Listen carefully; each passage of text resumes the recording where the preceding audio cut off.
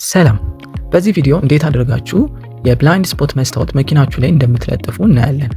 በመጀመሪያ ፕላስተር፣ ምላጭ፣ ፎጣ እና የመስታወት መጥረጊያ ማዘጋጀታችሁን እርግጠኛ ሁኑ። ጥቁር ፕላስተሩ የሚጠቅመን ብላይንድ ስፖት ሚረሯን ከመለጠፋችን በፊት የተለያዩ ቦታዎች ላይ እያደረግን እንድንሞክርበት ነው።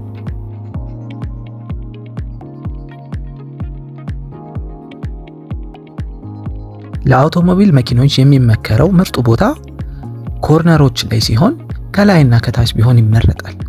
መስታወታችን ግን ከርቭ የበዛበት ከሆነ መሀከል ላይ ማድረግ ምርጥ ነው። እኔም የተለያዩ ቦታዎች ከሞከርኩ በኋላ መሀል ላይ እንዲሆን ወስኛለሁ።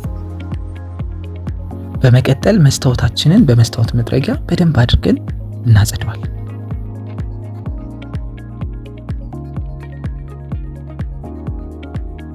እዚህ ጋር በጣም ጥንቃቄ ይፈልጋል። ከላይ ያለችውን ቀዩን ፓርት በጣም ስስ ነች። ስለዚህ መላጩን ብቻ ተጠቅመን ስሷን ፓርት ብቻ በጥንቃቄ ነጥለን ማውጣት።